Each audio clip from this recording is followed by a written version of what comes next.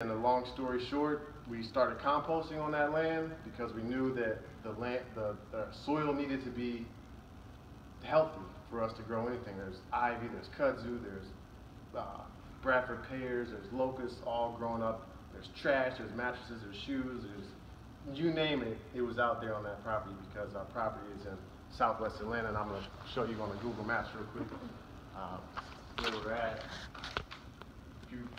Little side note, subscribe to our YouTube channel and like us on Facebook and Instagram. So here is the motel complex. This is the exit for 75 for Langford Parkway. This is 7585 right here. So we have about 2,000 foot of road frontage right there. As you can see, the motel buildings are still there. We pretty much started in the front, phasing everything in and growing composting in this area, and you can see a couple rows there. This is probably from 2012.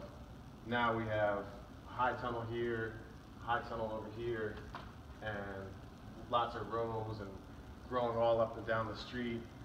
We get reclaimed, we get mulch delivered to us like crazy. So the arborists love our spot because it's flat.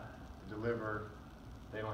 They give us mixed wood, you name it, like the logs, you name it. So that was how we were reclaiming and revitalizing the land, by putting mulch, by growing food on it, and our ultimate goal, fast forwarding a little bit, is to tear these buildings down, reclaim this space to grow on and grow and build a food hub here.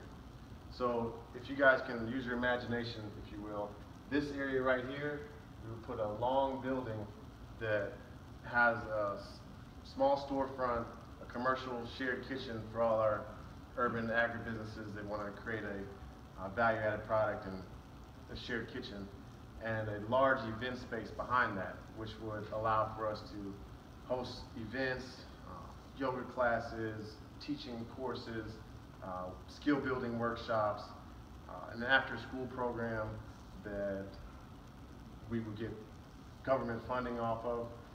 So it's really creating a food hub, and we own the land, and nobody's going to take it from us unless, you know, the taxes go crazy through the roof, which they're already pretty high. That's a whole nother story. This is our property, and we've reclaimed the land, and we're certified organic. We're working with a lot of people in the community. We're working with Food Well Alliance. We're working with Organics Matters. We're working with growers from all across the country, learning, sharing knowledge, and our story is pretty intensive, and I could sit here for a very long time to explain to you the intricacies of it. But one of the main things that I want to let you guys know is it's not easy. It's not easy being a landowner, being a small business growing in underserved area of the hood. We're right in Lakewood, Polar Rock. It's the hood, straight up. And my neighbors, I also live in the neighborhood right around the corner. Our neighbors need this food. They need it to survive and thrive, rather than what they're doing right now, which is struggling. And our neighbor next to our farm just died of prostate cancer, and that could have possibly been cured by eating good. So, and being aware and changing, and the youth, I mean, I could go on and on about how the youth are disenfranchised in our neighborhood out there. There's no positive role models for them to look up to, rather than, you know, Future and all these hip-hop artists that are out there that are adding no value to their lives. Absolutely none. It's just teaching them the wrong way and guiding them down the wrong path. Yet, you know, I know 14, 15-year-olds that I work with and we hire to, I'm like, look guys, this is how me and my brother got started. Go out here, break some leaves, knock on doors. This is how you get started and get over your fear of talking to people. So just mentioning things like that to these young men will stop them from kicking your door and trying to rob you. just showing them that you care. Like, oh, Mr. I, yo, you got some food. Yeah, I got some food. You got some work. I'm there, and I'm showing them love. I'm not paying them hourly, because if anybody's hired anybody by the hourly, you know that they can drag ass for a while and, you know, try to milk the clock. So I've changed it around, so like we transplant plants.